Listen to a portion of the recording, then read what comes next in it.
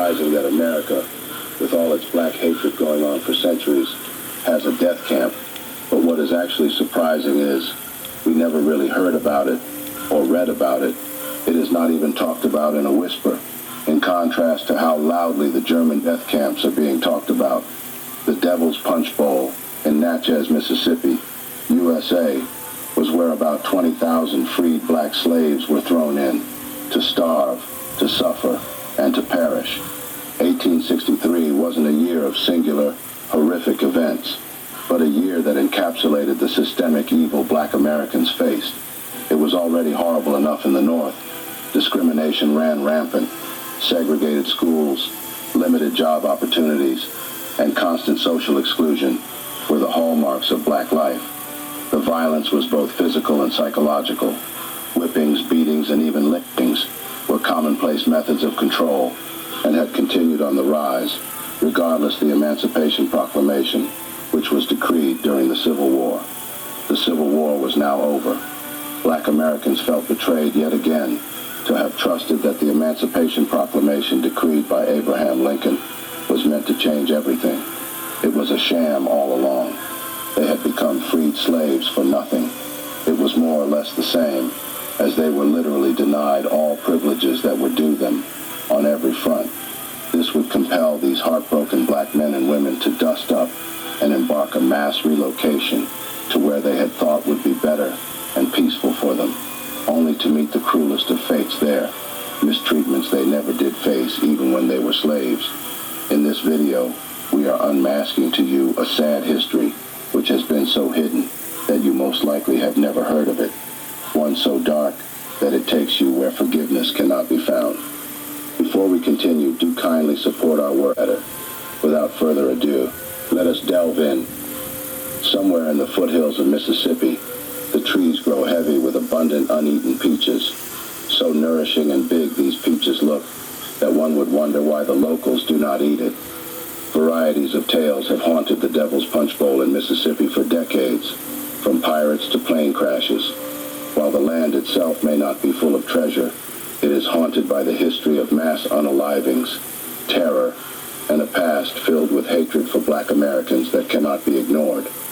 One particularly haunting case involves the hellish treatment of black Americans who fled to Mississippi for refuge during the Civil War of 1863. The Emancipation Proclamation in 1863 freed African Americans in rebel states, and after the Civil War, the 13th Amendment manumitted all U.S. captives wherever they were. Despite these proclamations, the reality for many newly freed African Americans was far from the freedom they had hoped for. Abraham Lincoln, an American lawyer, politician, and statesman who was later elected as the 16th President of the United States in the 1860s, issued the Emancipation Proclamation on January 1st, 1863. It was a decree stating that all persons held as slaves within the rebellious states should be set free. That on the first day of January, in the year of our Lord, 1863, all persons held as slaves within any state or designated part of the state shall be thenceforward, and forever free. But a careful look into the Emancipation Proclamation would pop up some mind-blowing questions like, why did the whites suddenly want emancipation for the blacks? Weren't these the same people who despised the blacks so much? So what changed? And who were the people that stood behind the sudden reconsideration of the blacks' predicaments?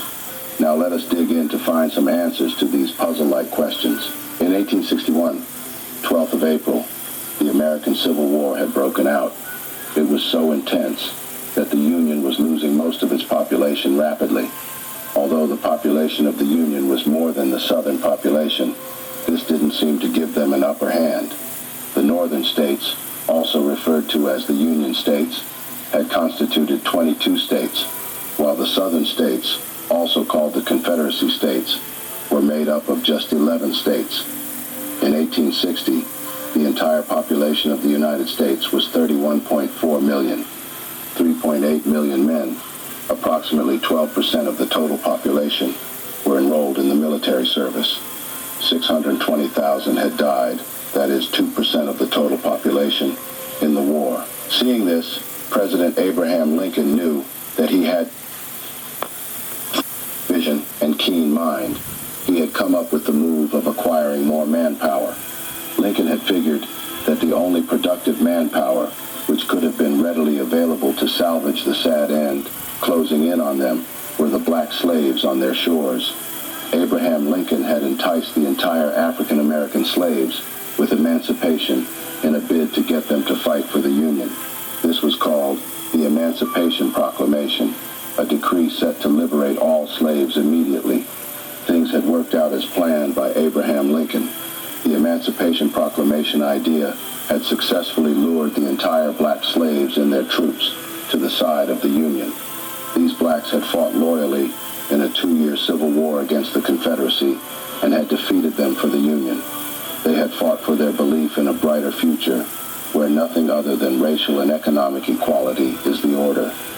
But after all said and done, the nation they had fought and won a war for was still unprepared to deal with the question of full citizenship for its newly freed black population.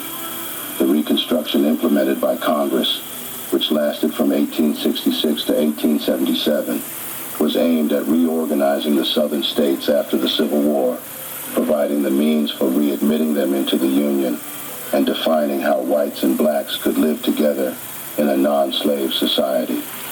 The South, however, saw the Reconstruction idea as a humiliating, even vengeful, imposition and did not welcome it. The newly freed slaves were faced with an increasingly dire situation now. Many had neither education nor money, being denied both during their enslavement. They were often forced into sharecropping, renting land from their former owners and giving a portion of their crops as rent. This arrangement kept them in a cycle of grave poverty and dependence. These challenges had become overwhelming and unendurable. Starvation, segregation, beatings, whippings, killings continued on the rise. The Fugitive Slave Act of 1850 loomed large, forcing free blacks to live in constant fear of being recaptured and returned to a life of servitude. In this heat, about 110,000 freed slaves and escapees would be compelled to undertake a massive exodus from the northern part of the country. Many traveled through Natchez, Mississippi, seeking shelter and a new start. By 1860, the population of Natchez was about 6,612, including 4,272 whites, 2,132 freed slaves, and 208 free blacks. By 1870, the population had grown to 9,057, with 3,728 whites and 5,329 blacks. This drastic increase in the black population raised tensions in the city. The residents of Natchez, feeling resentful that the people who were once their property were now free, called upon the Union troops, who were still lingering after the war, to devise a merciless solution, the Devil's Punch Bowl.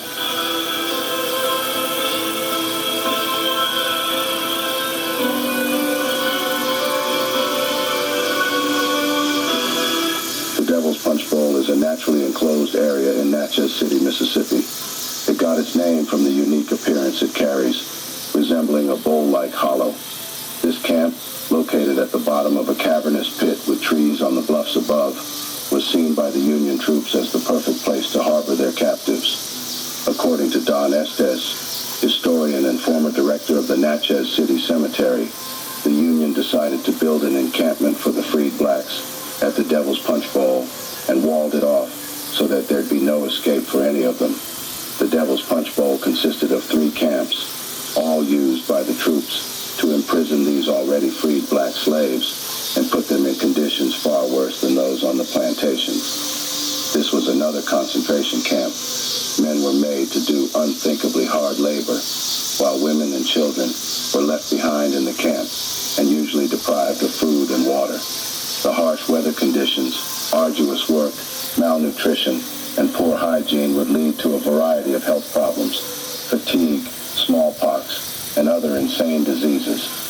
Experts estimate that in just 1 year, more than 20,000 freed black people died at the Devil's Punch Bowl. The death rate was so incredibly high that these prisoners had begged the troops to let them go back to the plantations, but their pleas fell on deaf ears. Paula Westbrook, historian and paranormal researcher, explained that the Army didn't let the black people remove the bodies of the deceased from their midst. They just threw down some shovels and told the prisoners to bury the bodies exactly where they died.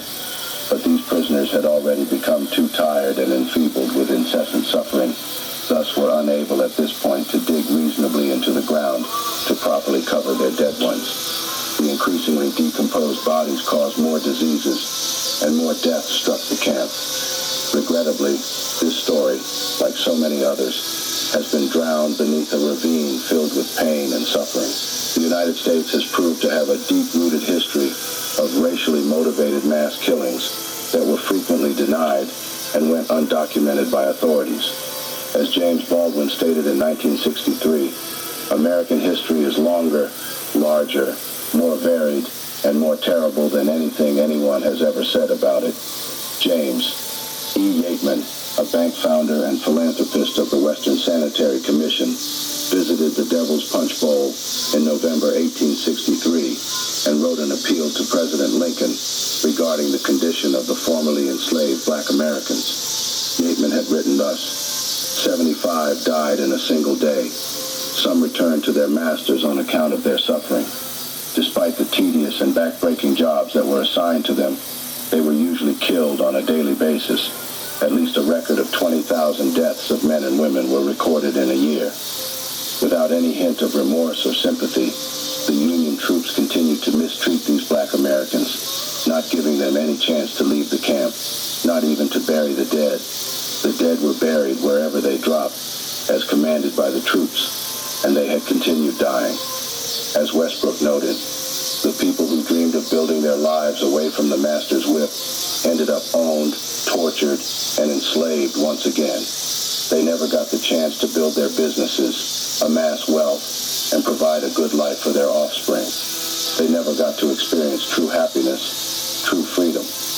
As at today, occasional flooding by the Mississippi River brings out skeletal remains from the mass graves that adorn the former encampment. This proves that there was indeed a plethora of death there at some point in time. Not just this, to substantiate the fact that most blacks were killed in the camps, let's take a look at the bluffs in the Devil's Punch Bowl. They're known for their massive abundance of wild peach groves, but these peaches remain uneaten by the locals, even till date. This is because the locals are conscious of the evil carried out by their progenitors. Even though they tried their best in trying to convert the entire chronicle of events into their favor, they couldn't just ignore this truth. Eaten fruits fertilized by the flesh and blood of innocent humans. Nah, that would be way too extreme. Carefully considering the entire happenings in the 1860s reveals every possible reason there should be reparations made to the entire black community, which does not even make up for the lot. There are no questions anymore as to why blacks have been the targets of such hatred throughout the entire history of the Americans. The hatred is reasonless. It confirms blacks have often been that, as Billie Holiday famously sang. It explains why black people are overrepresented in prisons, why legislation in favor of black progress takes so long to pass, and why that progress is often quickly reversed by what Dr. King called white backlash. A painful yet important truth is that blacks were never intended to be citizens of America. They were never intended to own land, become political leaders, or contribute in meaningful ways to help the country.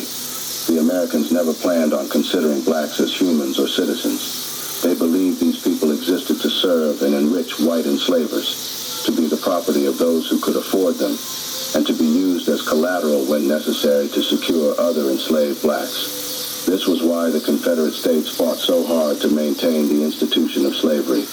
The reality of the Devil's Punch Bowl and many other similar camps is a stark reminder of the horrors that freed black people faced even after the abolition of slavery. Abigail Cooper, an assistant professor of history, researched the experiences of African Americans in refugee camps during the Civil War. Over 200 refugee camps were established at that time, with more than 800,000 African Americans passing